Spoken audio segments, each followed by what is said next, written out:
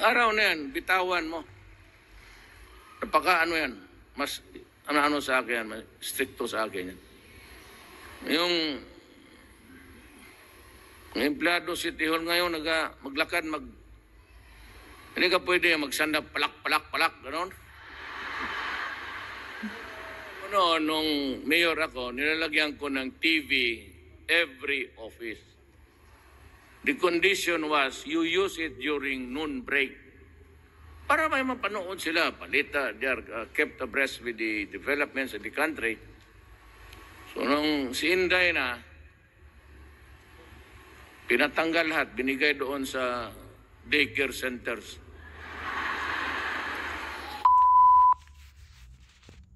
Alam mo, ang masakit sa akin ganito.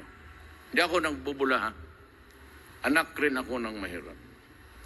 Pag ito ang pamilya, pag nandyan lahat yan, at maski na mahirap, and they're able to eke out something, but yung iba kasi marami ng anak kulang, pupunta ng abroad. Pag lumabas yung tatay, that family is already dysfunctional. Kasi ang pamilya may tatay.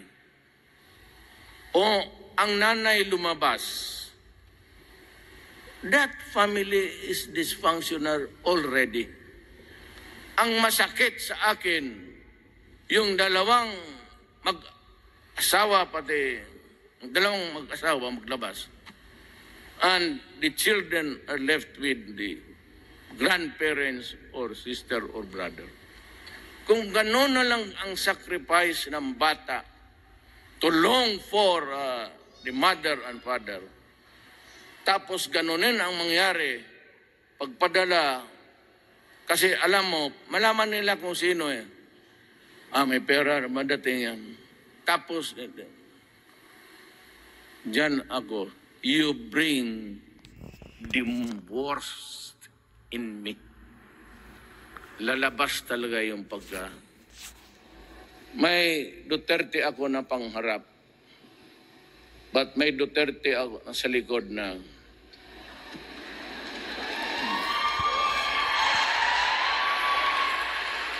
dito, pang pugi lang yan, pang ano sa girl. Pero yung isang Duterte na sa likod ko, bantay kayo dyan kayo. The it in me comes out. Pag magsabi ako, wag. Kasi kung talagang makapabuti yan sa bibigyan ko pakiutonilada siya. Because shabu is a commodity for the poor. Ang mga mayaman, cocaine. But cocaine comes from opium, ipape, which is organic. Tinanim ba? Itong shabu is a mixture of chemicals. Ang tubig ginagamit niya, ang tubig ng baterya, yung pang-start mo. Kaya pag yan ang inihit-hit, pumunta sa utok. O utak.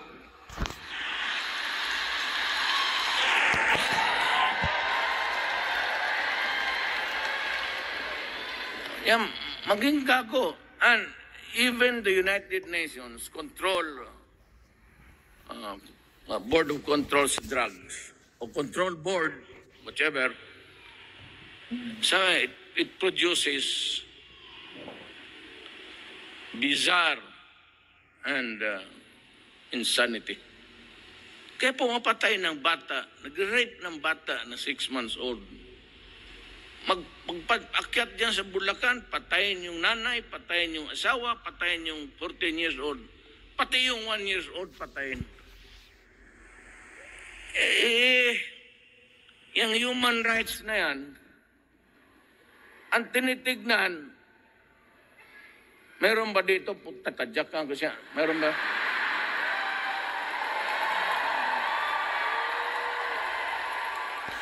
Tignan mo sa likod, kung hindi kayo ulol torpe, kung ilang bata na rape, ilang pamilya na matay ngayon, ubusin niya may sariling tatay na. So nga, saan ka nagkakampi? Sa mga kriminal? Fine. Sige, magdemanda kayo. Wala akong pakialam. Pati siya yung presidente ng Bacoletse ka, you go to hell. Bakit? Who gave you the moral authority to... Kami you question na kung... Sabi ko nga, ako ay sa gobyerno. Ang gusto ko lang, we are government workers. Don't bother to call me official. Dapat kami ang empleyado. Ngayon, kayo yung amo namin. Yan ang totoo. Saan niyo kinukuha yung sweldo? It is a taxpayer. Yung pera na pinapadala nyo, it circulates around. Bibili. Eventually, you pay the tax. Pagbili mo ng asukar, may tax. Pupunta na sa gobyerno. Pupunta ka ng mantika, ayan, gobyerno. So who gets paid? Kami. Kaya ako, kung isang militar, o isang barangay captain, o isang vendor, o isang empleyado lang, o isang security guard, o anong, I only ask, bakit Pilipino ka? Pag Pilipino ka, you have every right na murahin ako. Kasi baka hindi ka talaga kontento sa trabaho ko. Empleyado lang ako. Pero kung sabihin mo itong maraming rokos, baski sabihin mo, madre, pare, magdaldal doon, manginsulto, kita mo yung isang, may isa nung gustong pumasok ulit. Alaala niyo sa TV na nakatindig yung pulis, minumura niya, ang pulis umiiyak na lang. Kasi may demonstration eh. Walang gawa, hindi mahampas ng pulis. Basta hiyaan na lang, umiyak na lang ang pobre. Kung ikaw hindi Pilipino,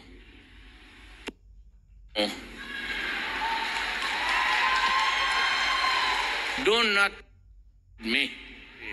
Ang hindi ko masyado kontrolado ang local governments. Ang aking power sa local government, supervision lang. Parang supervisor. But sa executive department, president, vice president, cabinet members, executive, army, police, militar, akin yan. Control and supervision.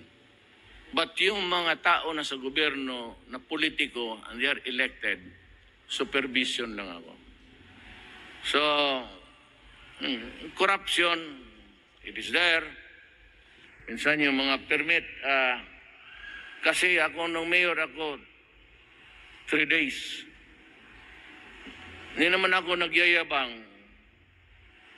Itong Inday na to, 1 day. Araw na yan, bitawan mo. Napaka ano yan, mas ano sa akin, mas stricto sa akin yan. Yung empleyado City Hall ngayon, maglakad, hindi ka pwede magsanda palak, gano'n. Pag-agad patawag kaya. Ako noon, nung mayor ako, nilalagyan ko ng TV every office. The condition was, you use it during noon break. Para may mapanood sila, balita, they are kept abreast with the developments in the country. So nung si Inday na, pinatanggal lahat, binigay doon sa daycare centers. Tsaka wala na yung empleyado sa mag-pedicure, mabutang, sabihan, tanggalin mo ng kukuyaga. Les, hindi, nakatawa lang sa tama, pero nako, sinabi ko, kita mo yung sheriff, binugbog ng... kasi naman nag-demolish siya sa wala sa panahon eh. So, ganun ang... I'm trying to control corruption. Dito sa Customs, BIR, wala na kayong... Tapos sabihin ninyo, hoy, Erika, anong gusto mo sa akin? Ay, may papilis, ganun yung record mo. tapos na ako. O, yan, o. Sabi ni Duterte, pag lumabas na sa isang opisina, wala na kayong do not. Sabi niya, pagka pumalik kayo ng paghingi, sabi niya, sampalin mo. Totoo, sampalin mo kasi trabahante lang kita. Huwag mo akong, yan ang sabi ni Mayor, huwag ninyo ako tawaging presidente kasi ang bunganga ko pati ang behavior ko, pang mayor lang po. So, Davao, parang nasa Davao City man tayo, nagrarally, nilalabas ko lang yan kung ano yung ugali ko. Kung magustuhan mo, okay. Pag hindi, sinsya. Okay. Korupsyon, droga. Sabi ko, pakiusapan ko lahat. Ang kalaban ng gobyerno, mga rebelde,